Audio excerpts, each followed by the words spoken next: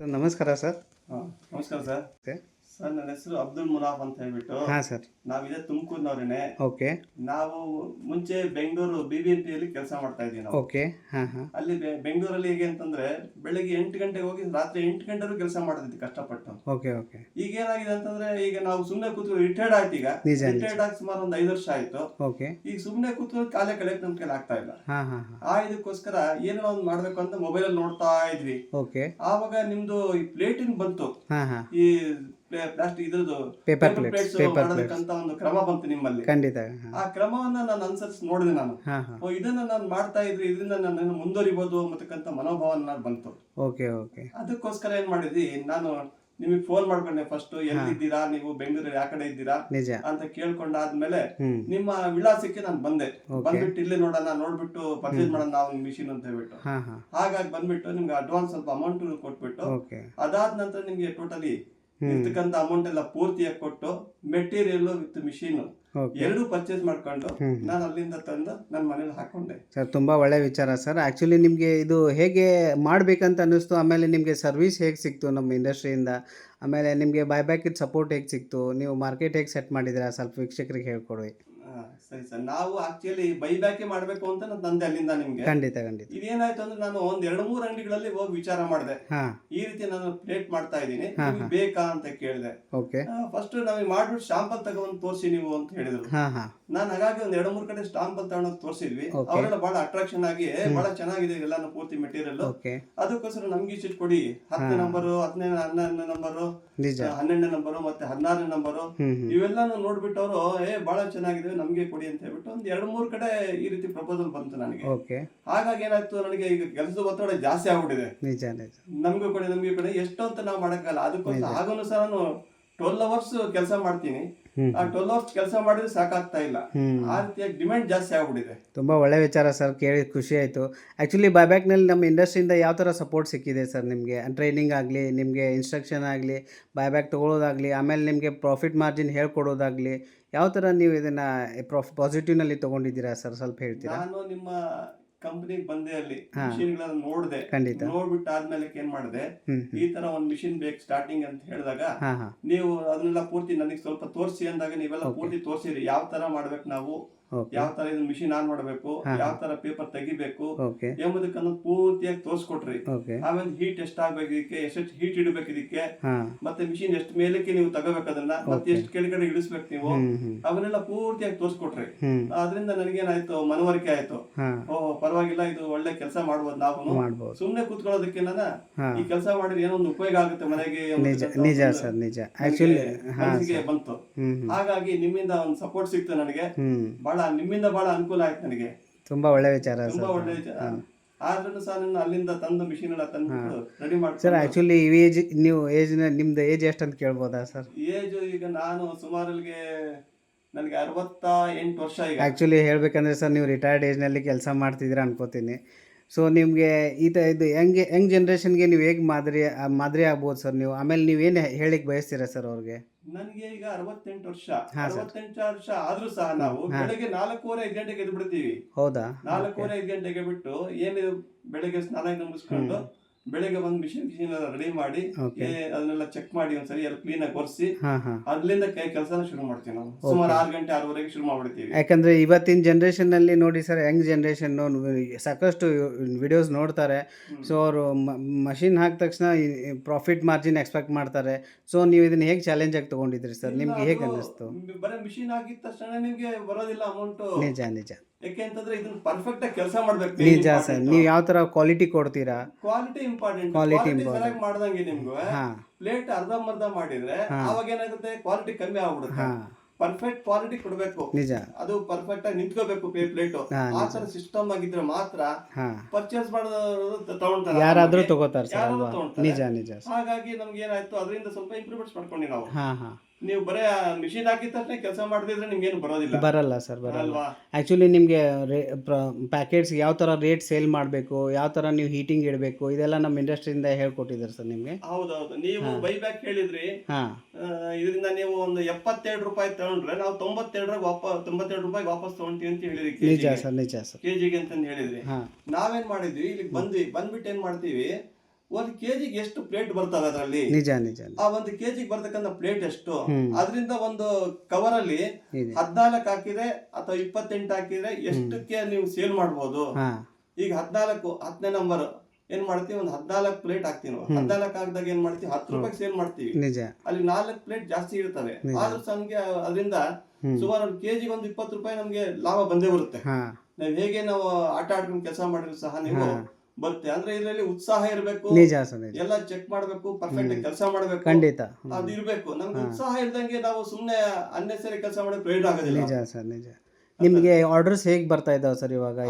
ನಿಮ್ದು ಇವಾಗ ಸಾಕಷ್ಟು ಅಂಗಡಿಗಳಲ್ಲಿ ಇಲ್ಲ ನಮ್ಗೆ ಇಷ್ಟ ಬೇಕು ಅಂತ ಬಹಳ ಇದ್ ಮಾಡಿ ಪ್ರಪೋಸಲ್ ಕೊಡ್ತಾ ಇದಾರೆ. ಓಕೆ, ನಾವು ಕೊಡೋದಕ್ಕೆ ಸಾಧ್ಯ ಆಗ್ತಾ ಇಲ್ಲ. ಹೌದಾ ಸರ್? ಹೌದು, ಯಾಕಂತಂದ್ರೆ ನೀವು ಹೆಂಗಸರಿ ಎಲ್ಲಾ ಐಡಿಯವ್ರು ನಮಗೂ ಬೇಕು ಅಂತ ಕೇಳಿದಾಗ ನಾವು ಕೊಡತಕ್ಕಂಥದ್ದು ಕಷ್ಟ ಆಗುತ್ತೆ. ಅದಕ್ಕೆ ಫಸ್ಟ್ ಯಾರ ಅಂಗಡಿ ಎಷ್ಟು ಹೇಳ್ತಾರೋ ಅದನ್ನ ಮುಗಿಸಿದ್ದಾದ್ಮೇಲೆ ಮತ್ತೆ ಬೇರೆ ಅಂಗಡಿಗೆ ಇಷ್ಟು ದಿನಕ್ಕೆ ನಾವು ಕೊಡ್ತೀವಿ ಅಂತಂದು ಒಪ್ಕೊಂತೀವಿ. ತುಂಬಾ ಒಳ್ಳೆ ವಿಚಾರ ಸರ್. ಆಕ್ಚುಲಿ ಇದು ನೀವು ಪಾಸಿಟಿವ್ ಆಗಿ ತಗೊಂಡು ಒಂದು ಒಳ್ಳೆ ಮನಸ್ಸಿಂದ ಕೆಲಸ ಮಾಡ್ತಿದ್ದೀರಾ ಅಂತ ಹೇಳಿ ನಿಮ್ಗೆ ಆರ್ಡರ್ಸು ಬರ್ತಾ ಇದೆ, ಅದ್ರ ತಕ್ಕಂಗೆ ಕ್ವಾಲಿಟಿನೂ ಕೊಡ್ತಾ ಇದ್ದೀರಾ ಸರ್ ಅಲ್ವಾ? ಕ್ವಾಲಿಟಿ ಕೊಡದಿದ್ರೆ ನಮ್ಗೆ ಕೆಲಸ ಆಗೋದಿಲ್ಲ. ಮೇನ್ ಕ್ವಾಲಿಟಿ ಕೊಡ್ಬೇಕು. ನಿಜ ನಿಜ ಅರ್ಥ ಆಯ್ತಾ? ಈಗ ಮಾಡತಕ್ಕಂಥ ಕೆಲಸದಲ್ಲಿ ನಮ್ಮ ಕರ್ತವ್ಯದಲ್ಲಿ ಲೋಪ ಇರಬಾರ್ದು, ಪರ್ಫೆಕ್ಟ್ ಇರ್ಬೇಕು ಯಾವತ್ತು. ಆವಾಗ್ಲೂ ನಮ್ಗೆ ಏನೋ ಒಂದು ಇನ್ಕಮ್ ಬರ್ಬೇಕು ಅಂತಂದ್ರೆ, ಯಾಕೆ ಸುಮ್ನೆ ಯಾರನ್ನು ನನಗೆ ಬೇಕಂತ ಯಾರು ಹೇಳೋದಿಲ್ಲ. ನಿಜ ಸರ್, ಅದು ನಮ್ಮ ಕೆಲಸ ನೋಡ್ಬಿಟ್ಟೆ ಅವ್ರು ಬೇಕು ಅಂತ. ಖಂಡಿತ ಸರ್. ಒಂದು ಒಳ್ಳೆ ವಿಚಾರ ಇಟ್ಕೊಂಡು ನೀವು ಕೆಲಸ ಮಾಡ್ತಿದ್ದೀರಾ ಸರ್. ನಿಮಗೆ ಇನ್ನೂ ಒಂದು ಮಷಿನ್ ಹಾಕ್ಬೇಕು ಅನಿಸ್ತಿದ್ಯಾ ಸರ್? ಹೇಗೆ ನಿಮ್ದು ಈಗ ಇಷ್ಟಕ್ಕೆ ನಮಗೆ ಸಾಕಾಗ್ತಿಲ್ಲ, ಒಂದು ಮಿಷಿನ್ ಇಂದ ಕೆಲಸ ಮಾಡಕ್ ಆಗ್ತಾ ಇಲ್ಲ. ಓಕೆ, ಅದಕ್ಕೆ ಇನ್ನೊಂದು ಮಿಷಿನ್ ಹಾಕೊಂಡು ಸ್ವಲ್ಪ ಯಾರನ್ನ ಆಳನ್ನು ಇಟ್ಕೊಂಡು ಇನ್ನೊಬ್ರು ಯಾರು ಸೇವಕನ್ನು ಇಟ್ಕೊಂಡು ಖಂಡಿತ ಸರ್ ಅವ್ರಿಗೆಲ್ಲ ತೋರಿಸಿ ಈ ತರ ಮಾಡ್ಬೇಕು ಅಂತಂದು 2 ಮಿಷಿನ್ ಇಟ್ಕೊಂಡು ಕೆಲಸ ಮಾಡಿ ಸ್ವಲ್ಪ. ಹಾಗಿದ್ರೆ ನೀವೇ ಓನ್ ಕೆಲಸ ಮಾಡ್ತಿದ್ದೀರಾ ಸರ್? ಯಾರು ಲೇಬರ್ ಇಟ್ಕೊಂಡಿಲ್ವಾ? ನಾನು ಯಾರು ಲೇಬರ್ ಇಟ್ಕೊಂಡಿಲ್ಲ. Very good sir. ನಾನೇ ಪೂರ್ತಿಯಾಗಿ ನಾನೇ ಕೆಲಸ ಮಾಡ್ತೀನಿ ಹೊರತು ಇನ್ನೊಬ್ರು ಲೇಬರ್ ಇಟ್ಕೊಂಡಿಲ್ಲ ನಾನು. ಖಂಡಿತ ಸರ್. ನೀವೊಂದು ಉದಾಹರಣೆಯಾಗಿ ಮಾದರಿಯಾಗಿ ನೀವು ಹೇಳ್ಬೋದು. ಯಾಕಂದ್ರೆ ನೀವು ಈ ಏಜ್ನಲ್ಲಿ ನೀವೇ ಸ್ವಯಂ ಕೆಲಸ ಮಾಡಿ ಆಮೇಲೆ ಸೆಟಪ್ ಮಾಡಿ ಆಮೇಲೆ ಲೇಬರ್ ಇಟ್ಕೋತಿದ್ದೀರಾ.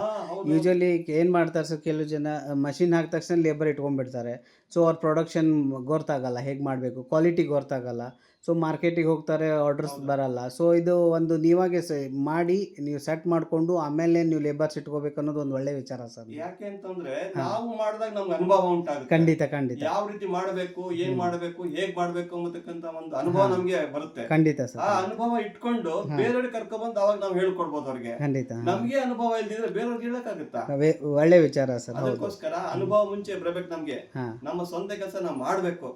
ಮಾಡಿದಾದ ನಂತರ ಇನ್ನೊಬ್ಬರಿಗೆ ಇಟ್ಕೊಂಡು ಕೆಲಸ ಮಾಡೋದಕ್ಕೆ ಅನುಕೂಲ ಆಗುತ್ತೆ ಸರ್. ಇನ್ನೊಂದು ಕೇಳ್ಬೇಕಂದ್ರೆ ನೀವು ಕೆಲವೊಂದು ಹೇಳ್ತಾರೆ ಸರ್, ಬೈಬ್ಯಾಕ್ ಅನ್ನೋದು ಒಂದು ಮೋಸ ಅಂತ. ಅಂದ್ರೆ ನಿಮ್ಗೆ ನಮ್ಮ ಕಡೆಯಿಂದ ಯಾವ ತರ ನಿಮ್ಗೆ ಸಪೋರ್ಟ್ ಸಿಕ್ತು ಅನ್ನೋದು ಒಂದು ಹೇಳಿಕೆ ವಿಚಾರ ಮಾಡ್ತೀರಾ? ಇಲ್ಲ, ಬೈಬ್ಯಾಕ್ ಅಂದ್ರೆ ಅದು ಬಹಳ ಒಳ್ಳೇದು.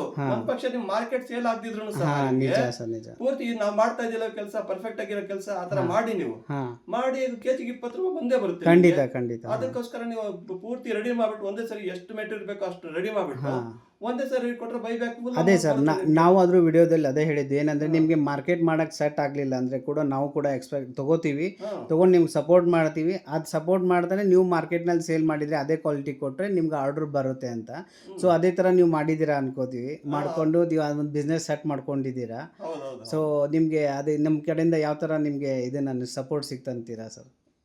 ನನಗೆ ಬಹಳ ಸಪೋರ್ಟ್ ಸಿಕ್ಕಿದೆ. ಯಾಕೆಂದ್ರೆ ಒಂದು ಧೈರ್ಯ ಬಂತು. ಯಾಕೆ ಯಾವ ಧೈರ್ಯ ಅಂತಂದ್ರೆ ಒಂದ್ ಪಕ್ಷ ಮಾರ್ಕೆಟ್ ಅಲ್ಲಿ ಸೇಲ್ ಆಗಿದ್ರು ಸಹ ನಿಮಗೆ ಕೊಡತಕ್ಕಂತ ಒಂದು ಒಂದು ಇದೆಯಲ್ಲ, ಆ ಕೆಲಸ ಮಾಡ್ಬೋದಲ್ಲ.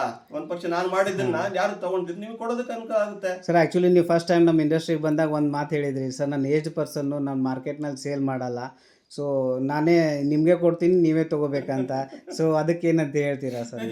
ಆಕ್ಚುಲಿ ನಾನು ಅನ್ಕೊಂಡೆ, ನಾವು ಒಂದು ಆಫೀಸರ್ ಆಗಿ ಕೆಲಸ ಮಾಡಿದವನು ಈ ಮಾರ್ಕೆಟ್ ಅಲ್ಲಿ ಹೋಗ್ಬಿಟ್ಟು ಹೆಂಗಪ್ಪ ನಾನು ಕೊಡೋದು ಅಂತಕ್ಕಂಥದ್ದು ನನಗೆ ಹಿಂದೆಟ್ಟಿತ್ತು ನನಗೆ ಸ್ವಲ್ಪ. ನಿಜ ಈಗ ನಾವೇನ್ ಮಾಡ್ತೀವಿ, ಇದು ಸರಿ ಇಲ್ಲ, ನಾನು ಜನಗಳಲ್ಲಿ ಬೆರಿಬೇಕು. ನಾವು ಪಬ್ಲಿಕ್ ಅಲ್ಲಿ ಬೆರ್ತು, ಅಂಗಡಿಗಳಲ್ಲಿ ಬೆರ್ತು ಅವರಿಂದ ಮನೋಭಾವನ ಅವ್ರು ನಮ್ ಕಡೆ ತಿರ್ಸ್ಕೊಂಡು ಇಲ್ಲ ಈ ತರ ಇದೆ ಹಿಂಗಿದೆ ಅಂತ ಹೇಳಿದಾಗ ಸ್ವಲ್ಪ ನನಗೆ ಸೇಲ್ ಆಗೋದಕ್ಕಂತ ಒಂದು ಕೆಲಸ ನನಗೆ ಸಿಕ್ತು.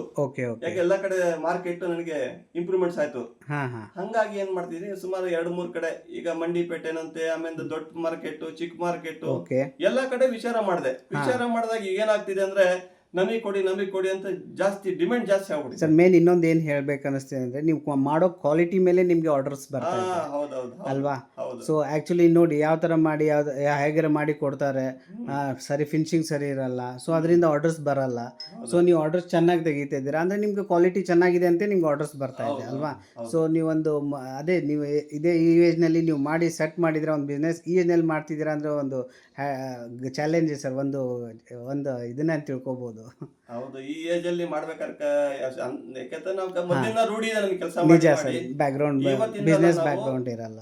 ಸುಮಾರು ಒಂದು 10-11 ವರ್ಷಗಳು ಒಂದು ಬಾಲಕನ ಇದ್ದಾಗ ನಾನು ಅಲ್ಲಿಂದನೂ ಸಹ ನಾವು ಬೆಳಗ್ಗೆ ಎದ್ದು ಸಂಜೆವರೆಗೂ ಕೆಲಸ ಮಾಡತಕ್ಕಂತ ಒಂದು ಸ್ಕೂಲ್ ಶಾಲೆಗೆ ಹೋಗ್ಬಿಟ್ಟು ಸಹ ಕೆಲಸ ಮಾಡ್ತಾ ಇದೀವಿ ನಾವು.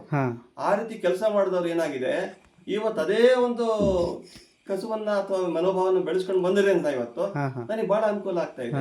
ಯಾವುದೇ ಒಂದು ವೃತ್ತಿ ತೆಗೆದುಕೊಂಡ್ರೆ ಆ ವೃತ್ತಿಯಲ್ಲಿ ಒಂದು ಮನೋಭಾವ ಇರಬೇಕು, ಮನೋಕಲ್ಪನೆ ಇರಬೇಕು. ಅದ್ರಲ್ಲಿ ಯಾವಾಗ ಏನಾಗುತ್ತೆ, ನಮ್ಮ ಮನಸ್ಸು ಆ ಕಡೆ ಕೇಂದ್ರೀಕರಿಸಿದಾಗ ಅದು ಪರ್ಫೆಕ್ಟ್ ಆಗುತ್ತೆ. ನಮ್ಮ ಮನಸ್ಸನ್ನ ನಾವು ಕೇಂದ್ರೀಕರಿಸಿದಂಗೆ ಬೇರೆ ಕಡೆ ಮನಸ್ಸು ಇಟ್ಕೊಂಡು ಹೆಂಗೋ ಹಾಗೆ ಕೆಲಸ ಮಾಡಿದ್ರೆ ಆಗೋದು ಸಾಧ್ಯ ಇಲ್ಲ. ಆವಾಗ ನಮ್ಮ ಗುಣಮಟ್ಟವನ್ನ ನಾವೇ ಅಳತೆ ಮಾಡ್ಕೋಬೇಕು. ನಾನು ಮಾಡೋದು ಕರೆಕ್ಟ್ ಆಗಿದೆಯಾ, ನನ್ನ ಮನಸ್ಸಿಗೆ ಒಪ್ಪಬೇಕು. ಮುಂಚೆ ನಮ್ಮ ಮನಸ್ಸಿಗೆ ಒಪ್ಪಿದಾಗ ಏನಾಗುತ್ತೆ, ನಾವು ಮಾಡೋದು ಕರೆಕ್ಟ್ ಆಗಿದೆ ಅಂತಂದ್ರೆ ಹೊರಗಡೆ ತಗೊಂಡೋದನ್ನು ಅವರು ಸಹ ಒಪ್ಕೊಂತಾರೆ, ಚೆನ್ನಾಗಿದೆ ಕೆಲಸ ನಿಮ್ದು ಅಂತ ಹೇಳ್ಬಿಟ್ಟು. ಆವಾಗ ಏನಾಗುತ್ತೆ ಅಂದ್ರೆ ಡಿಮ್ಯಾಂಡ್ ಬರುತ್ತೆ, ನಿಮ್ಗೆ ಹೆಚ್ಚಿಗೆ ಡಿಮ್ಯಾಂಡ್ ಬರುತ್ತೆ ಕೆಲಸ. ನಾವು ಆಕ್ಚುಲಿ ರಾತ್ರಿ ಒಂದ್ಸರಿ 1 ಗಂಟೆ ರಾತ್ರಿ 1 ಗಂಟೆ ಕೆಲಸ ಮಾಡ್ತೀನಿ ನಾನು. ಹೌದಾ ಸರ್? ಹೌದು, 1 ಗಂಟೆ ಕೆಲಸ ಮಾಡ್ತೀನಿ. ನಮ್ಮ ಮನೆಯಲ್ಲಿ ಯಾಕೆ 1 ಗಂಟೆ ಕೆಲಸ ಮಾಡ್ತೀರಾ, ಮಾಡ್ಬೇಡಿ, ಕೆಲಸ ಮಾಡ್ಬಿಡಿ, ನೀವು ಎಷ್ಟು ಬೇಕು ಅಷ್ಟು ಮಾಡಿ ಅಂತ ಹೇಳ್ತಾರೆ. ಹಂಗಾಗಿ ಅಲ್ಗೂ ಸಹ ಒಂದು 8 ಅವರ್ಸ್ 10 ಅವರ್ಸ್ ಕೆಲಸ ಮಾಡ್ತೀನಿ ನಾನು. ಸರ್ ನಿಮ್ಗೆ ಆ್ಯಕ್ಚುಲಿ ಇಲ್ಲಿ ಬಂದು ನಿಮ್ಗೆ ಈ ಥರ ಮಾಡೋದಕ್ಕೆ ನಮಗೂ ತುಂಬ ಖುಷಿ ಆಗ್ತಾ ಇದೆ. ಆ್ಯಕ್ಚುಲಿ ನಿಮಗೆ ವೀಕ್ಷಕರು ನೋಡಿ ಕಲೀಲಿ ಅಂತ ನಾವು ಅನ್ಕೋತೀವಿ. ಆಮೇಲೆ ನಮ್ಮ ವೀಕ್ಷಕರಿಗೆ ಏನು ಹೇಳಿಕ್ಕೆ ಬಯಸ್ತೀರಾ ಸರ್ ನೀವು? ಒಂದು ಲಾಸ್ಟ್ ಪ್ರಶ್ನೆ. ಈಗ ನಮ್ಗಿಂತ ಕಿರಿಯರಿದ್ದಾರೆ, ಅವ್ರಿಗೆ ಹೆಚ್ಚಿನ ಶಕ್ತಿ ಇರುತ್ತೆ. ನಿಜ. ಒಂದು ಒಳ್ಳೆ ಗುರಿ ಮುಟ್ಬೇಕು ಅನ್ನತಕ್ಕಂಥ ಮನೋಭಾವ ಅವರಲ್ಲಿ ಬರಬೇಕು. ಖಂಡಿತ ಸರ್. ನಾನು ಕೆಲಸ ಮಾಡ್ಬೇಕು ಅನ್ನತಕ್ಕಂಥ ಮನೋಭಾವ ಅವ್ರಿಗೆ ಬರಬೇಕು. ಖಂಡಿತ. ಆವಾಗ ಏನಾಗುತ್ತೆ ಅಂತಂದ್ರೆ ತನ್ನಷ್ಟಿಗೆ ತಾನೇನೆ ಅದು ಮುಂದುವರಿಯೋದಕ್ಕೆ ಅಥವಾ ಮುಂದೆ ಒಂದು ಸಂಪಾದನೆ ಮಾಡಿ ಒಂದು ಒಳ್ಳೆ ಆಸ್ತಿ ಸಂಪಾದನೆ ಮಾಡೋದಕ್ಕೂ ಅನುಕೂಲ ಆಗುತ್ತೆ. ಅದಕ್ಕೋಸ್ಕರ ಇವತ್ತಿಂದ ದೊಡ್ಡವರಾಗಲಿ ದೊಡ್ಡವರಾಗಿರ್ಬೋದು ನಾವು, ಆದ್ರೆ ನಮ್ಮ ಒಂದು ಕರ್ತವ್ಯ ನಿಷ್ಠೆ ಎಂಬತಕ್ಕಂಥದ್ದು ಮೇನ್ ಇರಬೇಕು. ನೀವು ಕರ್ತವ್ಯ ನಿಷ್ಠೆ ಅಂದ್ರೆ ಏನು ಕೆಲಸ ಮಾಡಕ್ ಆಗೋದಿಲ್ಲ. ಮೇನ್ ಚಿಕ್ಕವರಿಂದಾನೆ ಅಥವಾ ಒಂದು 10 ವರ್ಷ 15 ವರ್ಷ 20 ವರ್ಷ ಆಗ್ಬೋದು, 25 ವರ್ಷ ಇರ್ಬೋದು ಅವ್ರಿಗೆ, ಆ ಏಜ್ ಅಲ್ಲಿ ಏನಂತಂದ್ರೆ ಒಳ್ಳೆ ಕೆಲಸ ಮಾಡ್ಬೇಕು. ನಾವು ಹಗಲು ರಾತ್ರಿ ಸ್ವಲ್ಪ ಕೆಲಸ ಮಾಡಿದ್ರೆ ಅದರಷ್ಟಿಗೆ ಅದನ್ನೇ ಸೇಲ್ ಆಗುತ್ತೆ. ನಾವೇನು ಕೂತ್ಕೊಂಡಲ್ಲೇ ನೋಡ್ರಿ, ಈಗ ನಾನು ಸುಮ್ನೆ ಕೂತ್ಕೊಂಡಿದ್ರೆ ಫೋನ್ ಮಾಡ್ತಾ ಇದಾರೆ, ನಮಗೆ ಪ್ಲೇಟ್ ಬೇಕ್ರಿ ಕಳಿಸ್ರಿ ಅರ್ಜೆಂಟ್ ಆಗಿ ಅಂತ. ಈ ತರ ಡಿಮ್ಯಾಂಡ್ ಬರುತ್ತೆ ನಮಗೆ. ಖಂಡಿತ ಸರ್, ಖಂಡಿತ. ಥ್ಯಾಂಕ್ ಯು ಸರ್, ನಿಮ್ ಜೊತೆ ಮಾತಾಡಿದ್ರಿ.